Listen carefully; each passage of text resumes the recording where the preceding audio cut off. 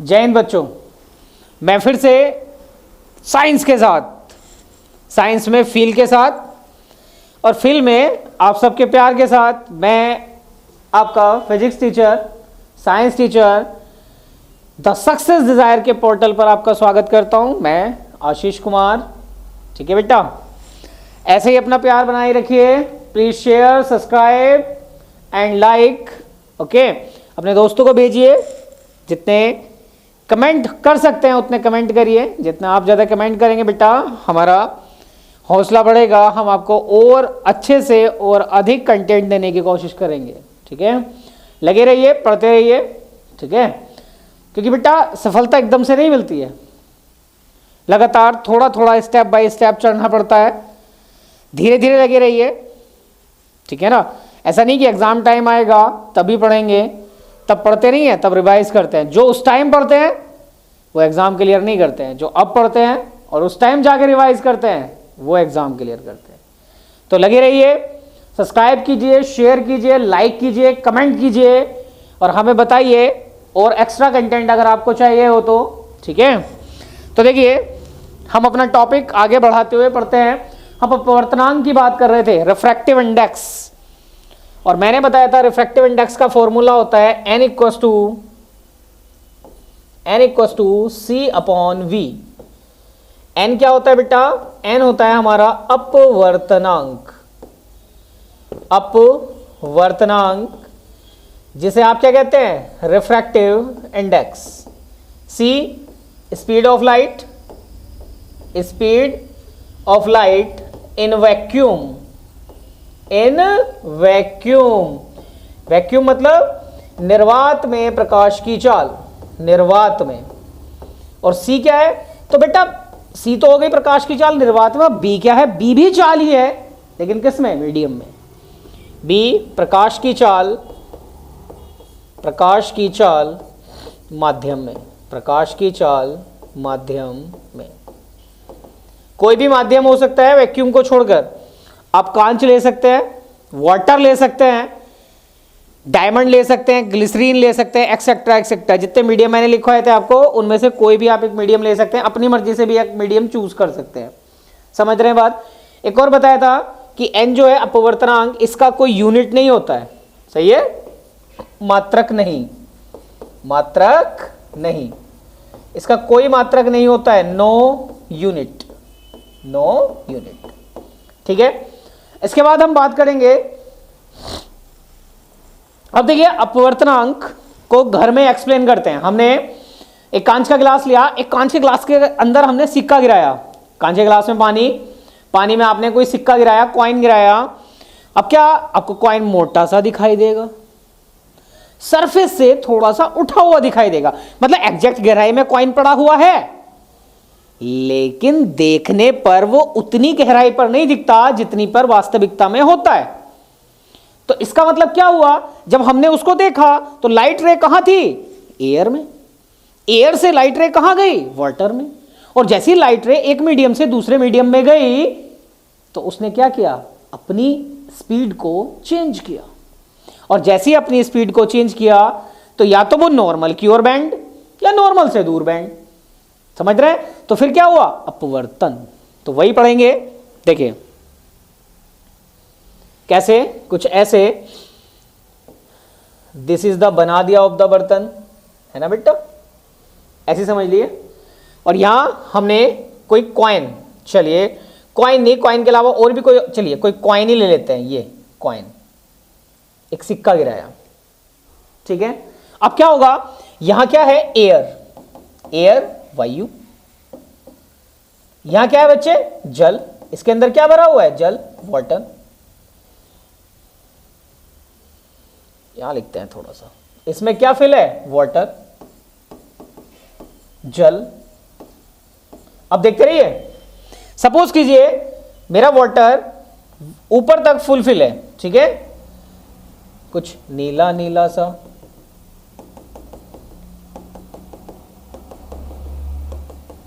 ठीक। अब रे आई, रे आई, अब क्या होगा, एक मीडियम से जब दूसरे मीडियम में जाएगी तो रे क्या होगी, थोड़ा सा बैंड होगी, थोड़ा सा क्या होगी, बैंड होगी। ये रे आई, हल्का सा बैंड हुई, इससे टकराई, इधर कोई जरूरी नहीं, इधर से भी रे आ सकती है, टकराई, थोड़ा सा बैंड हुई। अब क्या होगा, this is the exact position of the coin. ये कॉइन की क्या है, वास्तविक स्थिति है। लेकिन हमें अब इसको, वास्तविक गहराई को हमने मान लिया, वास्तविक गहराई, इसको मान लेते हैं डी। क्या मान लेते हैं बेटा, डी, जिसे इंग्लिश में कहते हैं रियल डेप्थ, रियल डेप्थ। अब क्या हुआ, कॉइन थोड़ा सा ऊपर उठा दिखा यहां। अब क्या हुआ, लाइट रे यहां आई और यहां से क्या हो गई बेटा, रिफ्लेक्ट हो गई, वापस हो गई। यहां से मीन ओरिजिनल पोजीशन ये है, लेकिन हमें दिख कहां रही है, यहां दिख रही है। बात समझ रहे हैं ना, this is the original position, वास्तविक गहराई। लेकिन जब कॉइन यहां दिखाई दिया तो ये जो डेप्थ है इसको मैंने क्या मान लिया, डी डैश, और ये हो गई बच्चे मेरी आभासी गहराई, आभासी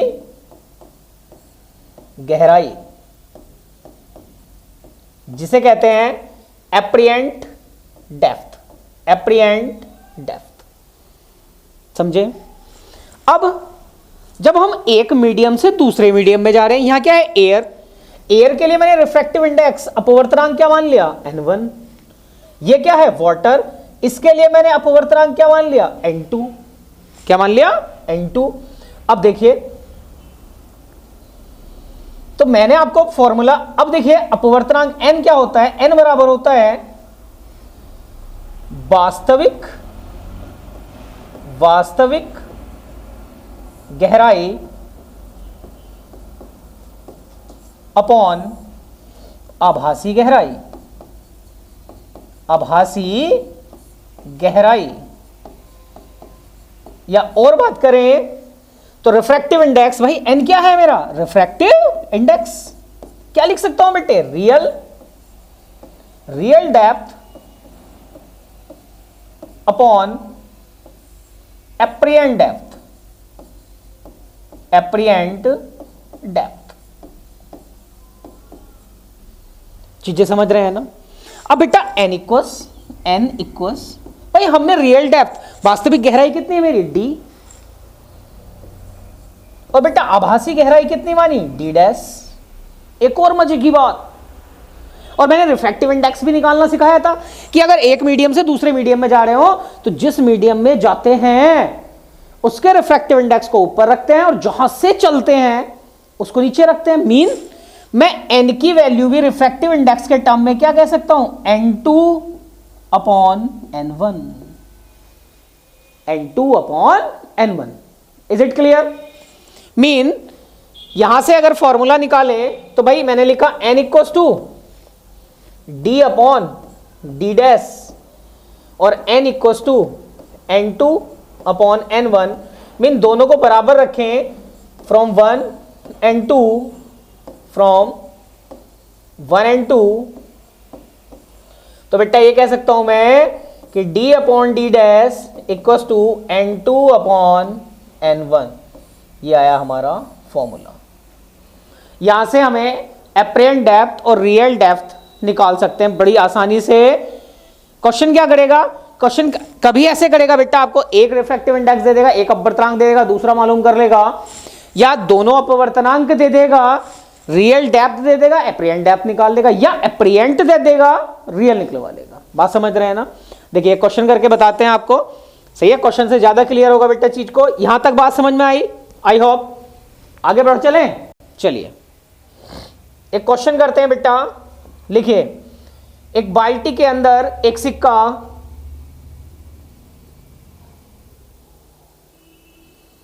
एक बाल्टी के अंदर, एक क्वेश्चन करते हैं, एक बाल्टी के अंदर एक सिक्का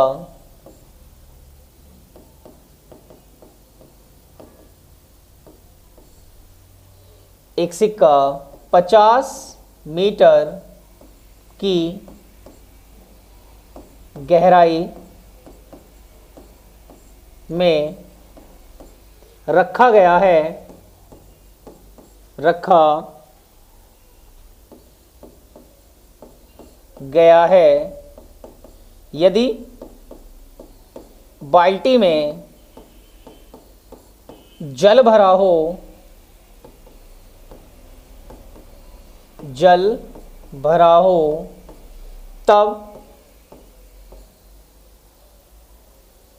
आभासी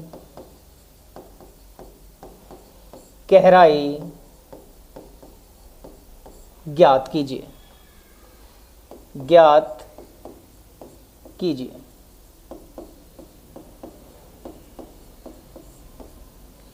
इंग्लिश वाले बच्चे लिखेंगे if a coin is placed, if a coin is placed in a bucket at 50 meter, at 50 meter and bucket is fulfilled with water, and bucket is fulfilled with water, then find the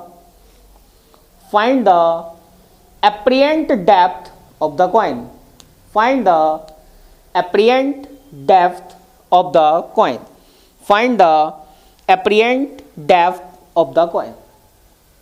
clear, आ जाइए। तो देखो it is the बना दियो बाल्टी।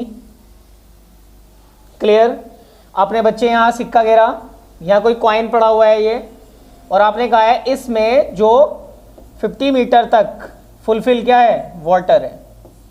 इसका मतलब ये क्या हो गई मेरी रियल डेप्थ, क्या हो गई मेरी रियल डेप्थ। और रियल डेप्थ को हमने क्या माना था, डी, मीन डी की वैल्यू 50 मीटर, डी की वैल्यू 50 मीटर। अब डी डैश निकालना है। डी डैश क्या, आभासी। भाई कॉइन यहां है, लेकिन कॉइन ये इतनी ऊंचाई पर कुछ दिखाई देगा जब हम बकेट के ऊपर से देखेंगे। बात समझ रहे हैं ना।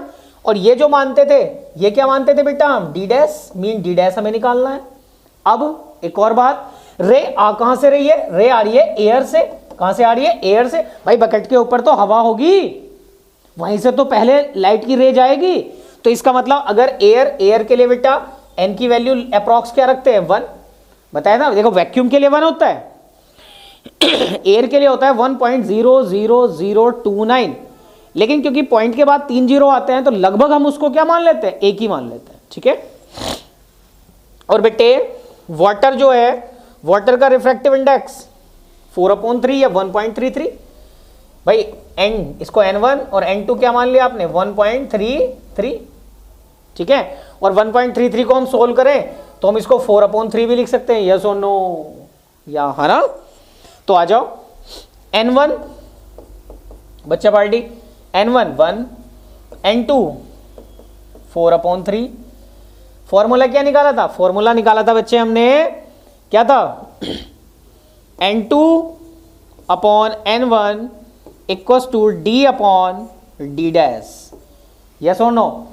n2 की वैल्यू कितनी, 4/3 इंटू n1 कितना बेटा 1, d 50 अपॉन क्या निकालना है, d डैश, क्रॉस मल्टीप्लाई कर देंगे।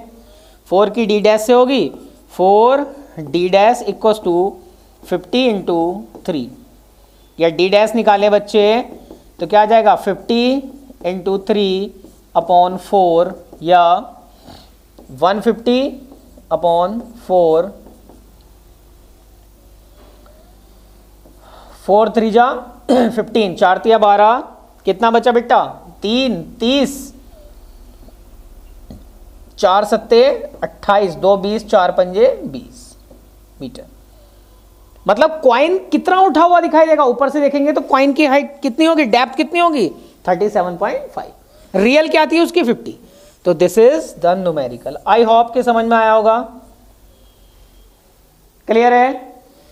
चलिए एक न्यूमेरिकल आपको घर के लिए देते हैं, लिखिए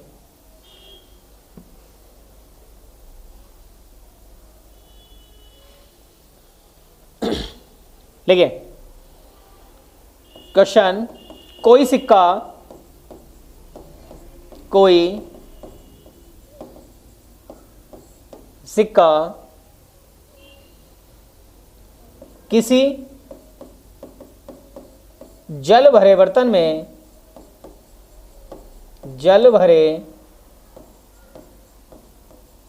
में तली से 5 सेंटीमीटर ऊपर उठा हुआ दिखाई देता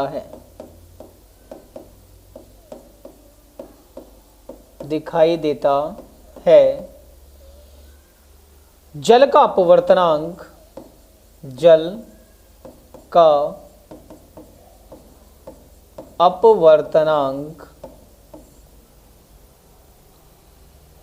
4/3 है, तब जल में सिक्के की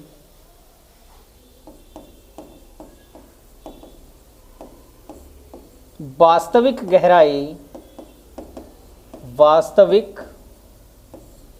गहराई ज्ञात कीजिए।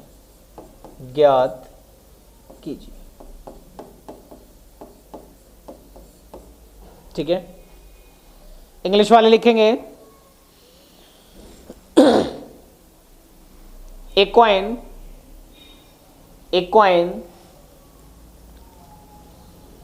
is dipped in a water pot and it appears 5 centimeter from its surface if the refractive index of water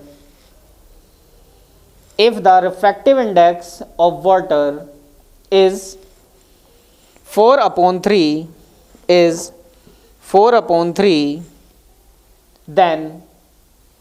then find the real depth of the coin.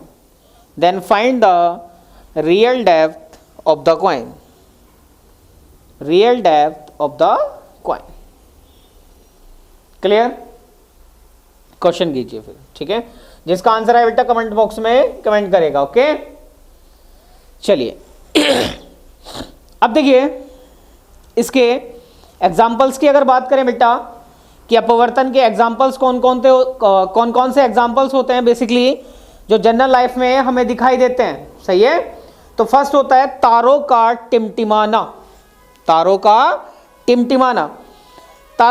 देखो बेटा, तारों के पास खुद की लाइट नहीं होती है। सही है, खुद की लाइट नहीं होती है तारों के पास। वो क्या करते हैं, लाइट को एब्जॉर्ब करते हैं। सही है, सॉरी, लाइट को एब्जॉर्ब नहीं करते, लाइट जाती है, उनसे टकराती है और वापस आती है। सही है ना, और उसमें तारे क्या होते हैं, हमें ट्विंकलिंग करते हुए दिखाई देते हैं। तारे क्या करते हैं, ट्विंकलिंग करते हुए दिखाई देते हैं। वैसे ही और क्या हो सकता है, पानी की बाल्टी में, मैंने बताया था ना, पानी की बाल्टी में देखिए आप कोई पेंसिल या आपने एक डंडा लिया, डंडे को आपने पानी की बाल्टी में डुबो दिया, आधा डंडा बाहर आधा डंडा अंदर। अब पानी की बाल्टी के अंदर देखोगे तो डंडा क्या थोड़ा सा तिरछा दिखाई देगा। सेम एज आप प्रैक्टिकल कर सकते हैं, आप एक पेन लें, कांच के गिलास में पानी भरें और उसमें उस पेन को डुबोएं, तो जितना पार्ट उसके अंदर जाएगा पानी के अंदर वो आपको तिरछा दिखाई देगा।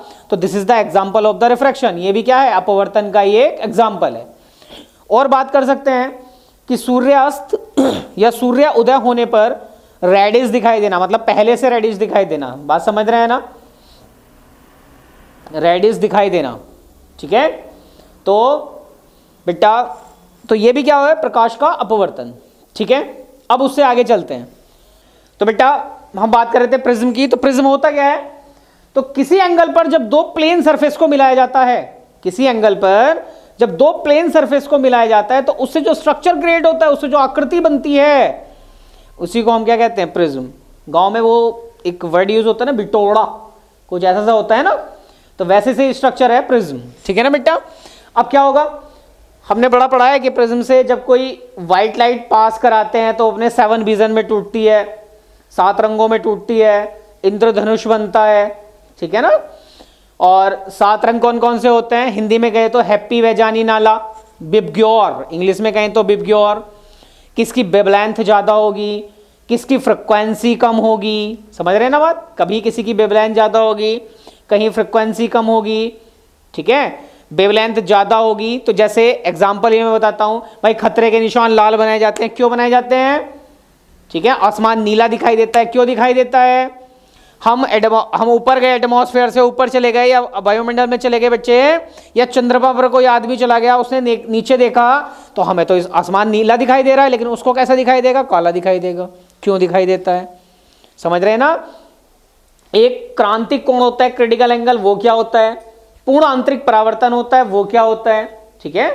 तो ये सारी डिस्कशन हम नेक्स्ट क्लास में करेंगे। तो please share, subscribe and like, और ऐसे ही अपना प्यार बनाए रखिए बच्चे। आप ही हमारी एनर्जी हैं, आप ही हमारी इंस्पायरेशन है, ठीक है ना।